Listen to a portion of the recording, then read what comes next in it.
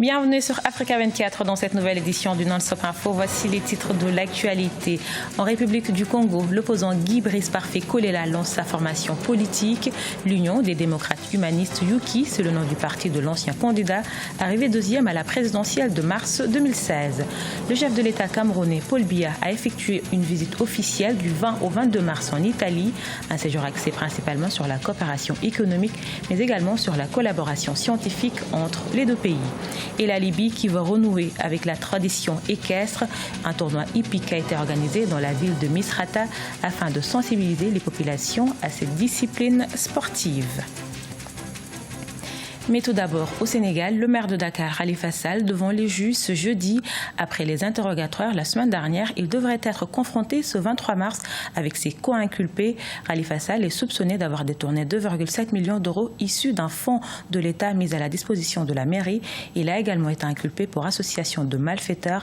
Ses avocats dénoncent une justice aux ordres. Le paysage politique congolais se dote d'un nouveau parti, l'Union des démocrates humanistes Yuki, c'est son nom, créé par Guy Parfait Kolela, l'ancien candidat arrivé second à la présidentielle de mars 2016, se dit disposé à collaborer avec d'autres formations de l'opposition. Reportage de notre correspondant Deva Ponzo. Guy Brice Parfait Kolela évoluera désormais sous les couleurs de l'Union des démocrates humanistes Yuki, son nouveau parti politique. Après son élection à la tête de ce nouveau label, le dimanche 19 mars 2017 à l'occasion du Congrès national extraordinaire, le candidat malheureux à la dernière élection présidentielle a proposé la mise en place d'une commission vérité, justice et paix. Aujourd'hui, nous avons acté la naissance de l'Union des démocrates humanistes Yuki, notre nouveau parti politique. Et si nous voulons que le Congo soit une véritable nation éprise de paix, l'instauration d'une commission vérité, justice, paix, décrisperait le climat politique observé par tous. C'est sous l'impulsion de la CODEA que Guy Brice Parfait Kolela avait battu campagne en 2016 avant de terminer deuxième de l'élection présidentielle avec 15,04% de suffrages. Aujourd'hui, le député de Kinkala veut se servir de l'engouement suscité par ce résultat afin de rallier à lui les partis de l'opposition pour la fondation d'une plateforme crédible. J'entends à travers la manifeste synergie née de la campagne présidentielle, poursuivre avec l'UDH Yuki la politique de la main tendue à tous les partis, les associations politiques et à toutes les individualités épris de paix et de justice qui m'ont soutenu pendant cette campagne présidentielle. L'UDH Yuki est un parti libéral humaniste qui prône aussi le développement intégral. Son symbole est une jarre d'eau fraîche représentant la renaissance, l'espérance et gardienne de la source de vie. Le président camerounais Paul Biya a effectué du 20 au 22 mars une visite d'État en Italie, un séjour à forte dimension économique mais pas que. La collaboration en matière de recherche scientifique était également au cœur des échanges. Zara Mohamed Moucho. L'emploi et la formation des jeunes Camerounais, également au cœur de la visite du chef de l'État Paul Biya en Italie.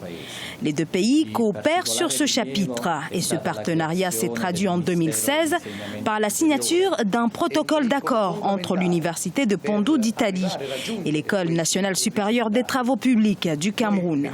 La diffusion des connaissances théoriques, mais nous souhaitons que celle-ci s'intègre harmonieusement dans une nouvelle dynamique. Cet accord suggère la collaboration dans l'enseignement et la recherche scientifique. Le Cameroun qui forme des ingénieurs renommés, notamment à l'UCAKICAM, établissement qui abrite la filière scientifique de l'Université catholique d'Afrique centrale. 345 diplômés en sont sortis depuis 2007.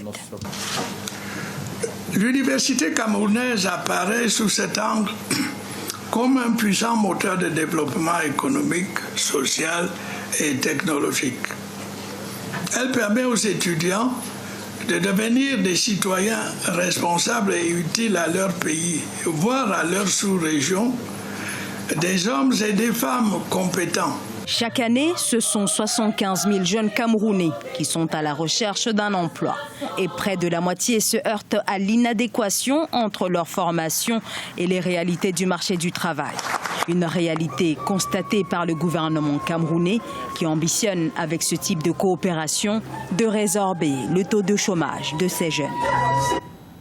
En Libye, un tournoi équestre a été organisé dans la ville de Misrata, organisé par la Fédération équestre arabe de Libye. L'événement a été bien accueilli par les amateurs. Ces derniers ont vu leurs activités se raréfier avec la situation sécuritaire difficile que connaît le pays. Les explications de Corinne Camden. Dans le but de relancer la tradition équestre de la Libye, une école d'équitation récemment ouverte a accueilli un tournoi équestre soutenu par la Fédération équestre arabo-libyenne dans la ville de Misrata. Un événement qui a été possible de réaliser grâce aux dons de membres et d'amateurs. Objectif, accroître la sensibilisation et l'implication dans cette discipline sportive culturellement ancrée en Libye. Le but de ce tournoi de bienfaisance est de réunir les Libyens amateurs de saut équestre qui se font de plus en plus rares ces derniers temps à cause de la situation du pays.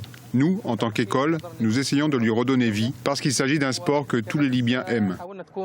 45 coureurs, dont quelques-uns âgés de 10 ans, ont pris part au spectacle. À seulement 13 ans, Hamza Al-Madani est l'un des compétiteurs favoris du public. Son ambition est de poursuivre son rêve en dehors des frontières libyennes. Je suis tombé amoureux de ce sport. J'ai vu des gens le pratiquer et j'ai été déterminé à l'apprendre. J'ai appris et j'ai commencé à participer aux tournois locaux. Et j'espère que je vais rejoindre les tournois internationaux. Je souhaite que ce sport et ce tournoi se développent et nous espérons que la paix prévaudra en Libye et nous pourrons participer à l'étranger. Depuis la chute de Mouammar Kadhafi et l'émergence de l'instabilité politique à travers le pays, les activités sportives à l'image des autres domaines de la vie sont au ralenti en Libye. Ce tournoi était l'occasion pour les habitants de Misrata de s'évader et faire abstraction de l'insécurité qui règne dans le pays. Une Coupe du Monde euro-africain, c'est le souhait du Maroc. Le royaume chérifien va poser une candidature conjointe avec la Côte d'Ivoire et l'Espagne. Cette candidature aura en face d'elle un trio nord-américain composé notamment des États-Unis, du Mexique et du Canada. Si le trio euro-africain est approuvé, il offrirait au continent la deuxième Coupe du Monde de football de son histoire après l'Afrique du Sud en 2010. Ce journal a été réalisé par l'ensemble de la rédaction. Nous vous remercions pour votre fidélité. Dans un instant, une nouvelle édition de l'actualité sur Africa 24.